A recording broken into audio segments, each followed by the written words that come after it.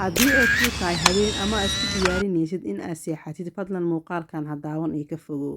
Gabadhan waxay imaado qabuuro, waxa ayna rabtay inay sawiro iska qaado. Sawirkii ugu horreeyay ayay ku tijaabisay markaasi bannaanka meelihii qabuuraha ahaa oo dadku ay ku duugnaayeen. Markii ugu horreysay ee sawirka qaado waxay aragtay wax ay u malaysay hoos dad aan la fahmi karin isla markaasna wejigooda aan la garan karinin. Kadib aad bay u yaabtay markii ay dhinacyadeeda fiirisana wax qof ah ama wax dad ah maysan arkin. Waxay bilowday inay sawir labaad ay qaado.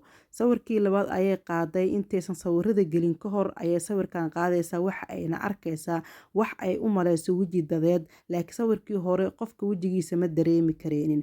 Cabsi iyo naxtin fara badan ayaa gashay kadibna waxay bilowday inay cararto boorsadeedii ayay ku ridatay sawiradii iyo warqadihii iyo kaamirooyinkii iyo wixii markaasi ay wadatay. Wixii ay halkan u imaado oo dhanba isbedel ayaa ku yimiday. Halkan ayay soo fadhiisatay iyadoo aad wadnaheeda u boodboodayo naxtin fara badanna dareemaysa. Kadib waxay bilowday inay dhinacyada ay fiiriso saa wax jooga ma laha. Kadib waxay bilowday sawirkeedii saddexaad in ay qaado. Kadib sawirkii saddexaad ayay qaado waxayna fiirin doontaa wixii ay arkaysa halkii ay ka baxeen. Wixii ay u jeeday oo u muuqaal eka dad laakiin wejigooda ay fahmi weysay ayay markaasi aragtay. Kadib aad bay u naxday way soo carartay intii ay wadada ku soo ayay waxay soo wacday walaasheed oo guriga joogtay. Waxa ayna u sheegtay arrintan markaas in ay jirto oo dhab ah wixii ay kala soo kulantay qabuuraha ayay u sheegtay.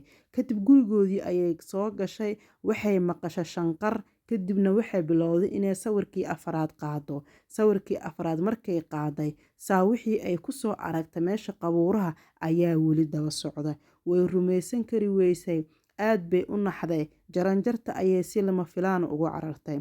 Kadibna gurigii ayay soo xirtay way naxday.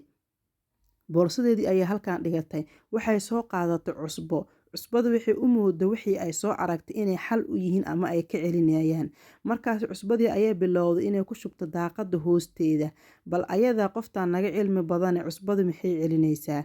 Cusbadii ayay bilowday inay daaqadaha sida jikada iyo bannaanka ay ku shubto iyo sidoo kaleeto albaabka hoostiisa. Intii ay wado cusbada intii dhulka ku guraysa ayaa waxaa la soo garaacay albaabkii.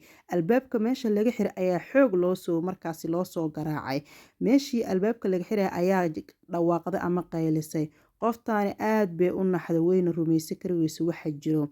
Marka ayada oo weli xasuusan sawiradii ay qaadaysay iyo wixii ay markaasi ku soo aragtay ayay daaqada guriga ama fadhiga ayay waxay ka qaaday sawirkii lixaad. Waxay aragtay mugdi laakiin markii labaad ayaa waxay aragtay isla wixii ay markaasi bannaanka ku soo aragtay qabuurahan ay markii ay joogtay ay ku arkaysay.